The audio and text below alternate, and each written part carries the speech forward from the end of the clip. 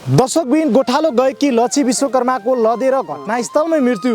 ठ्याक्कै यो मुख बजाएर लैछन्, मुखमा गयो यो ठेस्का ठ्याक्कै मुटुमा गाडिसके सर।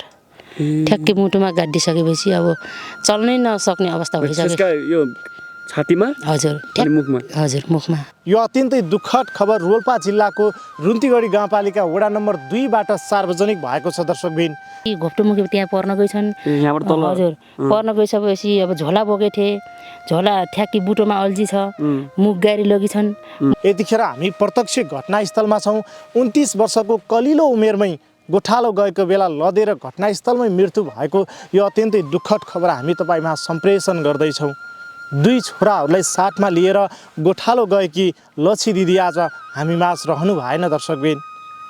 हो दर्शकबिन, आज हामी उहाँको घरसम्म आएका छौँ, घटना भएको ठाउँसम्म आएका छौँ। घटनाको वास्तविकता के रहेछ, कसरी लच्छी दिदीको लडेर मृत्यु भएको रहेछ बुझ्न प्रयास गर्नेछौँ। भिडियोलाई अन्तिमसम्म हेर्नुहोला। दिदी तपाईँको नाम के हो? मेरो गङ्गा बिक हो।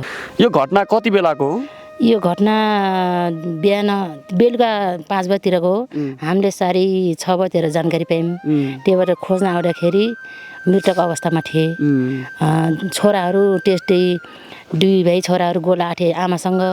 आमासित आएको छोराहरूले एउटाले गाई अरू साथीहरूसँग पठाइछ, एउटाले आमासँग पर्खेर आमा ढलिसकेपछि आमा पर्खेर बसिरहेको रहेछ। घर बाजे दगुनको कान्छो छोरा जेठो छोराले यहाँ अब आमा कुरेर बस्यो। आमा उठेपछि बिउजेपछि जान्छौँ भनेर कुरेर बस्दाखेरि आमा नबिउजिने अवस्थामा पुगिसकेपछि अब गुहार माग्दाखेरि बाजेले बोलाउँदाखेरि त्यो बाजेसँग एउटा दुईवटा भाइहरू आइसकेपछि मलाई फोन आएपछि यस्तो यस्तो छ यहाँ आउनुहोस् भनेपछि हामी त्यो अब स्थानीयले सबैले खबर गरेर यहाँ आइसकेपछि मृत अवस्थामा भेट्यौँ। तपाईँहरूले यहाँ आइसकेपछि लच्छी दिदीलाई कस्तो अवस्थामा भेट्नुभयो? लच्छी उनी घोप्टो अवस्थामा थिइन्। कहाँनिर? ठ्याक्कै यो यसमा बसेको रहेछन्। अब आमा हजुर यहीँनिर बसेको रहेछन्। यहीँनिर बसेको ठ्याक्कै घोप्टोमुखी त्यहाँ पर्न गइछन्। यहाँबाट तल? हजुर पर्न गइसकेपछि अब झोला बोकेथे, झोला ठ्याक्कै बुटोमा अल्झी छ, मुख गाडी लगिछन्। ठ्याक्कै साइडमा बसे रहेछ। आमा ढलिसकेपछि मेरो आमा किन उठ्नुहुन्न भन्न कुरेर बसिरहेको रहेछ छेउमा। अब हजुर छेउमा बसिरहेको रहेछ। त्यो आमा बिउजिने अवस्था नभइसकेपछि लास्ट निचुरिसकेपछि छोराहरूले घर बाजेले खबर गर्न गएछन्। बाजेले गाई बाख्रा सबै धन्ना गरिन आउने बेला मृतक भइसकेको थियो। उनी पुरै नबोल्ने अवस्थामा भइसकेपछि बाजेले पारी मेरो घरमा गइन नातिनी एउटा यस्तो भएको छ हाम्रो नातिनी त जाम हन भनेपछि त्यसैले बल्ल हामीले जानकारी पायौँ। आयौँ सबै त्यहाँबाट अब सबै समाज खेरेर आयौँ। रातभरि यही कुर्ने भयो। अनि अब किन लड्नु भएछ उहाँ? चोरीफाइ बेठा थियो। चोरीफाइ थियो? हजुर। भनेपछि चोरीफाइ भनेको छारे रोग होइन? छारे रोग हजुर। छारे रोग थियो। छारे रोगका कारण आज उहाँले ज्यान गुमाउनु पर्यो। 29 वर्षको उमेरमा लाम खाम भन्ने उमेरमा जानु पर्यो। अब बिचरा छोराहरूले कसले अब स्याहार गरिदिने हो। आमा ढलिगे, अब आमाको अवस्था अब गइसकेको त्यो कसले अब स्याहार सुसार गर्छ। बाउको अवस्था त्यस्तो छ। वृद्ध बाजे हुनुहुन्छ एउटा। अनि बाजे हुनुहुन्छ, बाजे ती भट्टाले हो पाल्ने। यहाँहरूले कमाउने छोरा पनि छैनन् फेरि बाजेको। अवस्था नाजुक छ अवस्था। छोरा पोर बित्नु भयो हो। अनि यहाँ चाहिँ ती 2 छोराहरू सँगै आउनु भएको छ लच्छी दिदी चाहिँ गोठालो? हजुर सँगै आथे। मेरो घर पानी खान गइथिन् 2टा नाबालक। पानी खान गइकन आउने बेला को आछु गोला भनेर आमासँग आछौँ भने आमा पहिला पारी बसे थिए। गाई घर फर्किने क्रममा लोटेको रहेछन्। अनि त्यो बाबुहरूले देखेन? देखे तिटा देखेर ती बाबुले देखेर कुरेर बसिरहेको आमा बिउजिन्छ भनेर अर्कोले गाई साथीहरूसँग पठाइदिन्छ।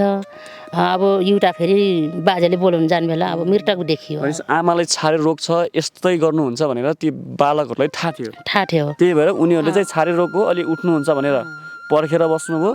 तर आमा सधैँका लागि कहिले नउठ्ने गरे चाहिँ यो संसारबाट बिदा लिनुभयो। किनभनेपछि अब त्यो बाबुले छोन्थ्यो होला। अब छारे रोग अब बुढापाखाले भन्दै होला कोहीले छोड्नुहुन्न सर्छ भन्ने अब तिनीहरूको अब चेतावनी त्यहीसम्म भयो होला। तिनीहरूले अब तान्न पनि सकेनन्, साना थिए बच्चाहरू।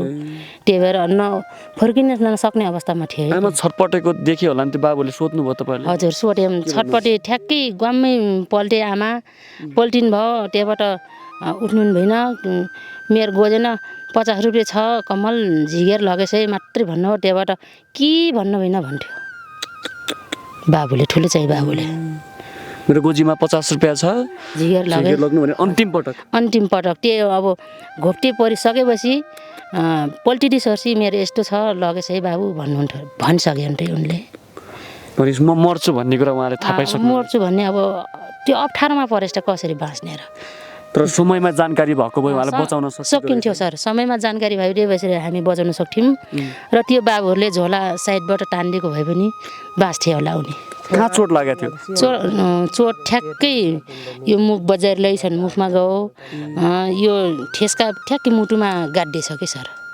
ठ्याक्कै मुटुमा गाडिसकेपछि अब चल्नै नसक्ने अवस्था भइसक्यो यो छातीमा हजुर मुखमा हजुर मुखमा अब चल्नै नसक्ने अवस्था भइसकेपछि तिन बच्चाहरूले पनि के गरून् अब के अलि 13-14 वर्षको भइदियो भने अब मेरो आमा यस्तो अवस्थामा छन् हामीले केही न केही गर्नुपर्छ भन्न अब केही गुहार माग्दा होलान् कति वर्षका छन् एउटा 7 वर्षको छ एउटा 10 वर्षको छ अनि उहाँको घरमा चाहिँ को चाहिँ हुनुहुँदो रहेछ घरमा एउटा बाजे छन् हजुर बाजे त्यहाँबाट आमा बुई छन् अङ्कल छ एउटा अङ्कल छ त्यो अङ्कलले पढिरहन्छ उसको फुजू छ सानो टिटियन घर परिवार आमा हुनुहुन्छ के भन्नुहुन्छ त भन्नुहोस् त गोठालो आएको लच्छी दिदी अहिले यो संसारबाट कलिलो उमेर यो 29 वर्षकै उमेर लाउलाउ खाउखाउको उमेरमा बिदा लिनुभयो उहाँको 2 सन्तान रहेछन् घरको अवस्था नाजुक छ भन्नुहुन्छ श्रीमान अहिले कहाँ हुनुहुन्छ उहाँको इटा भाटामा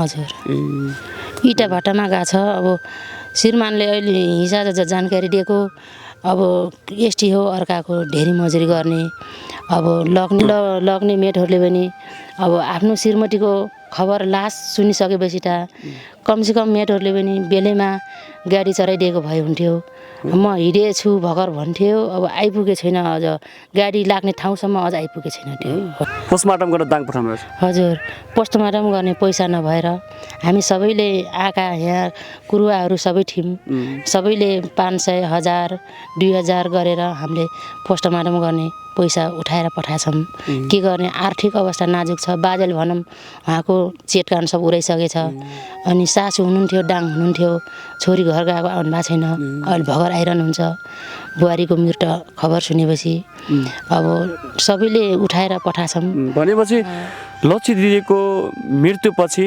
उहाँको सब पोस्टमार्टम गर्नका लागि पनि अथवा काज क्रिया गर्नका लागि पनि 1 रुपियाँ छैन तपाईहरुले अहिले चाहिँ पोस्टमार्टम गर्नका लागि सबैले 2-4 पैसा उठाएर पठाउनु भएको छ अब पछि उहाँको काज क्रिया गर्ने पैसा सबै छैन काज क्रिया गर्ने पैसा एउटा अब घरबाट निस्किला भन्ने केही छैन कोहीले साथ दिला भन्ने कोही छैन उहाँको अब गाउँलेले उठाएर भए नि अब गरिदिने अवस्थामा पुगेछ के गर्ने ठीक छ